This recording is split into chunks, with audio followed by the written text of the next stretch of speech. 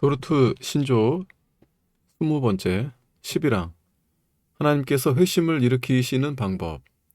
더욱이 하나님께서 그분의 이 기쁘신 뜻을 택하신 자 안에서 이루실 때, 즉 참된 회심을 그들 안에서 역사하실 때 하나님께서는 복음이 외적으로 그들에게 설교되도록 보살피시고 그분의 성령으로 권능 있게 그들의 총명을 밝히셔서 그들이 하나님의 성령의 일을 바르게 이해하고 분별하게 하신다. 또한 중생하게 하시는 그 영의 효력 있는 역사하심으로 하나님께서는 사람의 가장 깊은 속까지 침투하여 다친 마음을 여시고 굳은 마음을 부드럽게 하시며 할례받지 못한 마음에 할례를 베푸신다. 또한 새로운 자질을 의지에 주입하셔서 죽어있던 의지를 살아있게, 악하던 의지를 선하게, 꺼려하던 의지를 자원하게, 완악하던 의지를 양순하게 하신다. 그리고 의지를 움직이시고 강하게 하셔서 그 의지가 좋은 나무처럼 선행의 열매를 맺을 수 있도록 하신다. 12항 중생은 오직 하나님의 사역. 이것이 성경에서 그토록 높이 찬양하는 중생이며 새로 지으심, 죽은 자 가운데서 부활, 살리심이라고 부르는 것으로 하나님께서는 우리의 도움 없이 우리 안에서 이 역사를 행하신다. 이것은 결코 복음의 외적 부르심이나 도덕적 설득만으로 되는 것이 아니며 하나님께서 그분의 역할을 하시고 난 후 이후에 중생할지 중생하지 않을지 회심할지 회심하지 않을지가 사람의 능력에 달려있는 방식으로 일어나는 것도 결코 아니다. 오히려 이것은 명백히 초자연적인 일이며 가장 강력하고 동시에 가장 기쁘며 기이하며 신비하며 말로 다 표현할 수 없는 사역이다. 성경에 따르면 중생은 그 능력에 있어 창조나 죽은 자의 부활보다 작거나 열등하지 않다. 따라서 하나님께서 그 마음에 이런 기이한 일을 행하신 모든 사람은 분명 틀림없이 효과적으로 중생하며 확실히 실제로 믿는다. 그리고 그렇게 새로워진 의지는 하나님께서 움직이고 영향을 미치실 뿐 아니라 하나님께서 영향을 미치신 결과로 그 자체가 활동적이 된다. 이런 이유로 사람 자신이 그가 받은 은혜로 인하여 믿고 회개한다고 말하는 것은 옳다. 죄인들은 복음의 부르심에 순종할 때 그 원인을 자신들이 자유의지를 적절히 사용한 것에 돌려서는 안 되며 오직 성령님의 역사하심을 통해 일하신 하나님께만 돌려야 합니다. 오직 주권적 은혜만이 하나님의 백성이 구원받는 이유를 설명해 줍니다. 아름니우스주의자들은 하나님께서 모든 사람에게 보편 은혜 또는 처음 은혜를 주셔서 사람으로 하여금 스스로 두 번째 은혜 또는 실제 은혜, 즉 하나님의 구원하시는 은혜를 받기에 합당한 자가 되도록 한다고 가르쳤습니다. 하지만 진실은 사람이 자유의지를 사용한다면 결코 복음에 순종하지 않을 것이라는 사실입니다. 사람은 결코 회개하고 주 예수 그리스도를 믿지 않을 것입니다. 사람은 하나님의 원수이기에 언제나 복음을 거절할 것입니다. 11항, 12항은 중생 또는 회심의 본질과 특성을 다룹니다. 도르트의 우리 선조들은 회심과 중생을 번갈아 가며 쓰는 것에 주목하십시오. 후대 신학자들은 그렇지 않습니다. 오늘날 우리가 중생을 말할 때는 새 생명이 처음 심어지는 것을 뜻합니다. 회심은 그 심어진 중생의 씨앗이 드러나고 발현하는 것을 말합니다. 그러나 우리 선조들은 회심이라는 말을 중생이 뒤따르는 생명을 뜻할 뿐 아니라 첫 시작 또는 거듭남을 포함하는 의미로 썼습니다. 죄인이 회심하거나 중생할 때 무슨 일이 일어납니까? 전 존재가 총명, 마음, 의지에 있어서 새로워집니다. 이것은 항상 성령님의 구원하시는 사역의 결과입니다. 로마서 6장 17절에서 바울은 로마의 기독인들이 한때 죄의 종이었으나 그들에게 전하여 준 바 교훈의 본을 마음으로 순종한 것에 대해 주님께 감사합니다. 로마의 기독인들은 순종했다는 것은 의지가 관련되어 있다는 것을 의미합니다. 마음으로라는 말은 정서나 감정이 관련되어 있다는 것을 보여줍니다. 교훈의 본은 설교되어 로마의 기독인들의 생각과 총명 속으로 들어가고 마음으로 가서는 의지에 영향을 미쳐서 로마의 기독인들이 복음에서 제한된 그리스도를 영접하도록 한 가르침을 말합니다. 신조는 로마서 6장 17절이 말하는 바와 같이 참된 회심은 생각과 마음과 의지의 변화를 포함한다고 설명합니다. 성령님의 가장 중요한 사역은 죄인의 생각을 밝히시는 것입니다. 이 사역은 매우 중요해서 때로 성경은 죄인의 생각을 밝히시는 이 사역을 성령님께서 행하시는 사역의 전부인 것처럼 말하기도 합니다. 예를 들면 에베소서 1장 17절에서 사도 바울은 지혜와 계시의 영을 에베소 교회에 주사 하나님을 알게 하시고 하나님의 뜻을 이해하게 해 주시기를 기도합니다. 새신자들은 종종 성령님께서 그 사람들의 눈을 여신 사람들로 그려집니다. 죄인의 생각을 밝히시는 이 사역은 성령님의 다른 모든 사역의 기초가 됩니다. 이것이 일어나지 않으면 죄인은 구원받지 못합니다. 회심은 총명에서 시작합니다. 성령님께서는 택함받은 사람의 생각을 영적으로 밝혀주십니다. 이 말은 빛으로 나온 사람들은 한때 어둠 속에 살았다는 것을 의미합니다. 본성상 사람은 어둠 속에 쌓여 있어서 눈멀고 무지합니다. 사람은 그 마음에 허망한 것으로 행하며 그들 가운데 있는 무지함과 그들의 마음이 굳어짐으로 말미암아 하나님의 생명에서 떠나 있는 것으로 묘사됩니다. 이것은 본성상 모든 사람에게 해당하는 진리입니다. 우리는 외적 어둠과 내적 어둠을 구별해야 합니다. 이방 종교 속에 사는 이방인들은 진리를 전혀 알지 못합니다.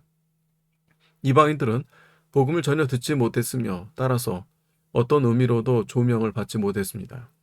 내적 어둠과 외적 어둠에서 모두 살았습니다. 복음 설교 아래에 사는 사람들은 외적 어둠 속에 살고 있다고 말할 수 없습니다. 이 사람들은 하나님의 말씀이 선포된 설교를 들었고 복음의 빛이 이 사람들 가운데 비쳤습니다. 그러나 그것 자체로는 내적 어둠을 제거하지 않습니다. 빛이 매우 밝게 빛날 수 있지만 눈이 먼 사람은 빛을 보지 못합니다. 당신이 화창한 날에 밖에 나가면 밝게 비치는 햇빛을 볼 수 있지만 이는 눈이 볼 수 있을 때뿐입니다. 눈이 먼 사람은 햇빛이 비치는 것과 구름이 덮인 것을 구별하지 못합니다. 영적인 것도 그러합니다. 복음의 빛이 비칠 때 그 빛을 보려면 반드시 우리의 총명의 눈이 열려야만 합니다. 물론 그 빛이 우리 마음과 의지에까지 이르러야 합니다. 하지만 무엇보다 또 총명이 관련되어 있습니다. 성경은 빛이 어둠에 비치되 어둠이 깨닫지 못하더라고 말합니다. 이 말씀은 그리스도께서 자신들 앞에 나타나셔서 외적으로는 빛을 보았지만 영적인 의미로는 이해하지 못한 유대인을 향한 말씀입니다. 이처럼 당신과 저도 성경을 알지만 여전히 눈먼 자일 수 있습니다. 발람은 진리에 대해 많은 것을 알았지만 완전한 어둠 속에서 죽었습니다. 하나님의 영이 우리에게 빛을 비추시기 전까지 우리는 하나님의 일들을 전혀 분별하거나 체험으로 인식하지 못합니다. 예수님께서는 니고데모에게 사람이 거듭나기 전에는 하나님 나라를 볼 수 없다고 말씀하셨습니다. 이 내적 무지와 어둠은 단순한 불행이 아닙니다. 그것은 단순히 소극적 의미에서 빛이 없는 정도가 아니라 적극적으로 빛을 거부하는 것입니다. 성경은 우리가 빛보다 어둠을 사랑한다고 말합니다. 우리는 이것을 자녀에게 봅니다. 자녀가 하고 싶은 대로 선택하게 놔두면 옳은 것보다는 그른 것을 선택할 것입니다. 자녀들은 스스로 영적인 것을 배우지 못합니다. 아무리 재미있게 가르쳐도 육에 속한 사람은 하나님의 성령의 일들을 받지 아니한다고 성경은 말합니다. 영적인 일은 영적으로 분별하기에 육에 속한 사람은 하나님의 성령의 일들을 받을 수도 없다고 바울은 말합니다. 오직 하나님의 영이 사람들의 영의 눈을 여신 후에야 사람들은 이해할 수 있습니다. 사람은 하나님에 대해 어떤 것을 알 수는 있지만 자연인은 하나님의 일들을 이해할 수는 없습니다. 아더 핑크는 자연인이 하나님의 일들을 꼭 어리석다고 하지만은 않는다고 말합니다. 회심하지 않은 많은 사람과 이야기하다 보면 그 사람들이 성경과 특정 교리들에 대해 이야기를 잘하는 것을 들을 때가 있습니다. 하지만 하나님의 영의 일에 대한 이야기가 나오면 회심하지 않은 사람들은 재빠르게 이것이 신비주의의 병적인 경건이라고 말할 것입니다. 이는 회심하지 않은 사람들이 하나님의 영에 속한 일들을 이해하지 못하기 때문입니다. 이런 것들은 오직 영적으로 분별할 수 있습니다. 그렇다면 성령님의 비추심을 받는 것이 우리에게 얼마나 필요합니까? 그리스도께서는 보혜사가 오셔서 제자들을 진리로 인도하실 것이라 말씀하시며 성령님의 사역을 약속하셨습니다. 보혜사께서 그리스도의 것을 받으셔서 제자들에게 알려주실 것입니다. 보혜사께서 모든 것을 제자들에게 가르치실 것입니다. 그리스도의 영은 우리의 망가진 눈을 고치십니다. 우리의 보지 못하는 눈을 여시고는 눈에서 휘장을 벗기십니다. 하나님께서 자연 세상에서 태초에 빛이 있으라 하시니 빛이 있었듯이 영적 세상에서도 마찬가지입니다. 하나님께서 빛이 있으라 하지 않으시면 당신은 어둠 가운데 멸망할 것입니다. 하나님께서 죄인을 자신의 영으로 살리실 때마다 성령님께서는 죄인의 총명을 밝히셔서 죄인이 이전에는 어리석다고 생각한 것을 최고의 지혜로 보게 하시고 이것이 구원으로 이끄는 지식이 됩니다. 이 조명하시는 사역에서 하나님의 말씀은 도구며 성령님께서는 대리인이십니다. 성경은 교재고 성령님께서는 교사십니다. 모든 것은 교사에게 달려 있습니다. 하늘의 교사 없이는 모든 인간 교사와 설교자들은 헛되이 가르치고 설교하게 됩니다.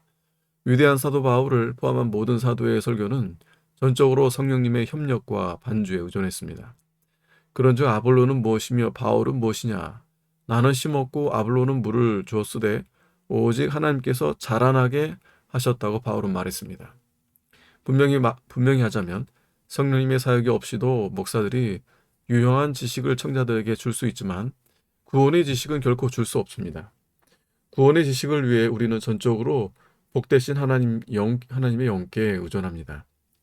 성령님의 특별하신 사역과 교회에서 일반적으로 가르치는 사역의 차이를 아는 사람들이 얼마나 적습니까? 이 시대는 종교 교육을 더 많이 강조합니다. 물론 종교 교육 자체가 틀린 것은 아닙니다. 하지만 교육을 너무 많이 강조하게 되면 그 결과는 영적인 지식의 증가보다는 관념적 지식의 증가할 것입니다.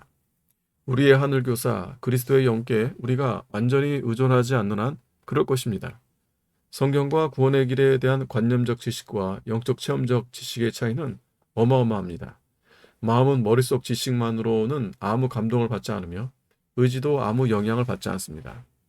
이런 이유로 십일왕은 중생하게 하시는 그 영의 효력 있는 역사하심으로 하나님께서는 사람의 가장 깊은 속까지 침투하여 다친 마음을 여시고 굳은 마음을 부드럽게 하시며 할례받지 못한 마음에 할례를 베푸신다고 말합니다.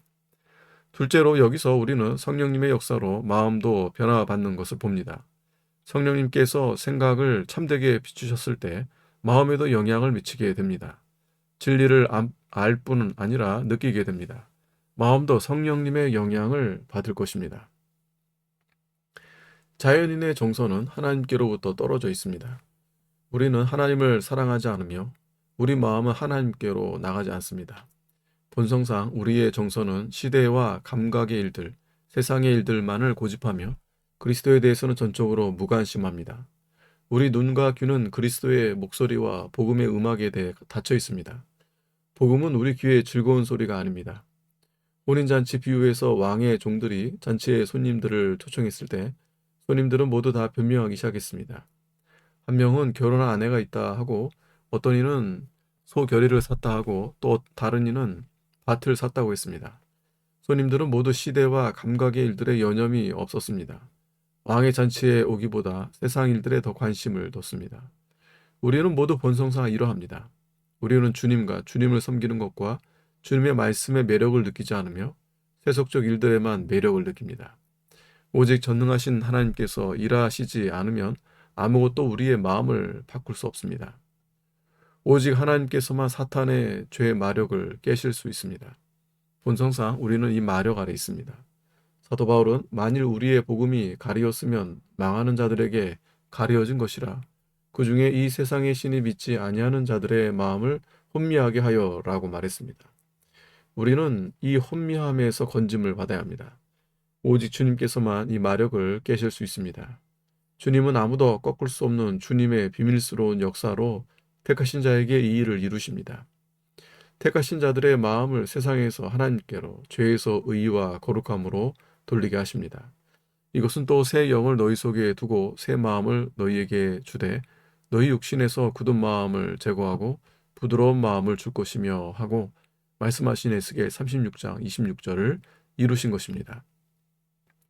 이런 마음의 변화의 결과로 우리는 주 예수님 하나님의 말씀, 주님을 섬기는 것의 아름다움과 존귀함을 보기 시작합니다. 우리는 죄를 지극히 죄악스러운 것으로 보기 시작합니다. 죄는 지옥으로 이끌기에 위험한 것이 될 뿐 아니라 우리는 죄가 특별히 하나님께 극도로 역겨운 것임을 보게 됩니다. 또 죄가 주 예수 그리스도를 십자가에 못 박도록 한 것임을 보게 됩니다. 그때 마음은 사랑으로 주님께 달려갑니다. 한 가지 조심해야 할 사항이 있습니다. 바로 진리에서 나온 사랑과 진리에 대한 사랑 사이에는 커다란 차이가 있다는 것입니다. 진리에 대한 열정은 있지만 진리에서 나온 사랑은 없을 수 있습니다. 진리에 대해 심지어 주님에 대해 주님의 영광에 대해 주님의 말씀과 은혜의 교리에 대한 사랑이 있지만 사실은 그 사랑이 기본적으로 로마 가톨릭이 동정녀 마리아에 대해 가지는 사랑과 아무 차이가 없을 수 있습니다. 동정녀 마리아를 숭배하는 사람들은 마리아를 생각하고 마리아에게 기도할 때 마음이 감동할 수 있습니다. 성인 숭배에 매우 독실하며 그것이 참된 종교라고 믿는 것이 가능합니다. 매우 개혁주의적이며 깊은 감정적 체험을 하지만 그 체험이 예수님께서 십자가를 지시는 것을 보고 흘린 예루살렘의 여자의 눈물과 다를 것이 없을 수 있습니다. 이 사람들의 마음은 부서지지 않았고 성령님으로 말미암아 참되게 낮아지지 않았습니다. 중생하지 않은 사람들이 하나님과 하나님의 말씀에 대해 가지는 사랑은 기껏해야 부분적 사랑이며 선별적인 사랑입니다. 이 사랑은 복음의 약속들에는 관심이 있어도 복음의 법도에는 관심이 없습니다. 복음의 약속들을 믿는다고 주장하는 사람들이 있습니다. 이 사람들은 복음의 약속들에 애원하며 그 약속들에서 위로를 얻습니다. 하지만 하나님의 뜻에 순종할 것과 제자도의 길에서 주 예수님을 따르는 것이 의무로 요구될 때 중생하지 않은 사람들은 아무 관심도 두지 않습니다. 중생하지 않은 사람들은 그리스도를 영접하고 그리스도를 선지자, 위대한 선생, 제사장으로 십자가에서 자신들을 위해 죽으신 분으로 존경하지만 자신의 왕으로 원하지는 않습니다. 예수님을 자신의 왕으로 모신다는 것은 자신들이 왕자에서 내려오는 것을 의미하기에 자신들의 삶에서 예수님을 왕으로 모시기는 거부합니다. 또한 회심하지 않은 이들의 사랑은 간헐적입니다. 뜨거웠다 차가웠다 합니다. 하지만 하나님의 백성은 꾸준하고 영속적이며 검증된 사랑을 합니다. 부분적이며 선별적인 사랑은 어떤 감정적 경험만을 줄 뿐 그 사람을 진정으로 변화시키지는 않습니다. 회심하지 않은 이들의 외모, 삶이나 행동은 기본적으로 동일합니다. 하지만 하나님께서 택하신 자들의 사랑은 인격을 변화시킵니다. 삶을 변화시키고 의지에도 영향을 미칩니다. 따라서 셋째로 성령님의 사역은 의지의 변화를 포함합니다. 신조는 새로운 자질을 의지에 주입하셔서 죽어있던 의지를 살아있게, 악하던 의지를 선하게, 꺼려하던 의지를 자원하게, 완악하던 의지를 양순하게 하신다. 그리고 의지를 움직이시고 강하게 하셔서 그 의지가 좋은 나무처럼 선행의 열매를 맺을 수 있도록 하신다고 말합니다. 생각, 마음, 의지 또는 손과 발의 순서입니다. 이 활동은 열매를 맺습니다. 사람에게는 기본적으로 세 기능이 있습니다. 총명, 정서, 의지입니다. 이 세 가지 모두 타락의 영향을 받았습니다. 창세기 3장에서 하와는 그 나무를 바라보았을 때 먹음직하다고 보았습니다. 하와는 눈으로 보았고 총명으로 보았습니다. 여자가 그 나무의 열매를 본즉 먹음직도 하고 보암직도 하고 지혜롭게 할 만큼 탐스럽기도 한 열매였습니다. 여자의 마음에 바람과 갈망이 일었습니다. 여자의 의지가 발동해서 여자가 그 열매를 따먹고 자기와 함께 있는 남편에게도 주매 그도 먹었습니다. 총명, 마음, 의지 이 세 기능이 인간의 타락에 연루되었습니다. 따라서 하나님께서 죄인을 중생하게 하실 때 이 세 기능이 새로워지는 것은 놀라운 일이 아닙니다. 새로운 총명이 주어지고 정서가 따뜻해지며 의지가 영향을 받아 행동으로 움직입니다. 이런 이유로 조나단 에드워즈는 참된 종교가 주로 거룩한 정서로 이루어진다고 말했습니다. 물론 에드워즈는 생각과 의지도 다룹니다. 성령님께서는 먼저 그리스도가 필요하다는 것을 보여주시고 그리스도를 향한 갈망을 만드십니다. 죄인을 그리스도께 이끄십니다. 죄인은 나를 이끄소서 내가 주를 따라 달리겠나이다 하고 말합니다. 주의 권능의 날에 죄인은 기꺼이 세상과 옛 친구들을 버리고 예수 그리스도를 얻으려 합니다. 바울과 함께 내가 그리스도와 그 부활의 권능과 그 고난의 참여함을 알고자 하여라고 말합니다. 새로운 사랑과 소망이 생기고 부활하신 그리스도를 따라 살고자 하는 의지 또한 생깁니다. 하나님의 백성은 철저하게 변화합니다. 사탄과 죄의 권세에서 그리스도의 왕국으로 옮겨졌습니다. 천국을 보기 시작합니다. 성령님께서 하나님의 백성의 본성적 편견을 압도하십니다. 성령님께서 하나님의 백성을 자신의 달콤한 영향력으로 이끄셔서 죄인은 자유롭게 주님께로 갑니다. 이전에는 미워했거나 오직 의무감에서만 하던 것을 이제는 자원해서 행합니다. 당신의 종교는 무엇입니까? 의무감으로 믿는 종교입니까? 그것은 종교가 없는 것보다 나을 것이 없습니다. 두려워서 주의 길로 걷는다면 그것은 마음에서 나오는 섬김이 아닙니다. 다윗과 함께 내가 주의 법을 어찌 그리 사랑하는지요. 내가 그것을 종일 작은 소리로 읊조리나이다 하고 말할 수 있습니까? 당신은 성령님의 삼중 사역을 알고 있습니까? 우리에게는 이 삼중 사역이 모두 필요합니다. 관념적 지식으로는 충분하지 않습니다.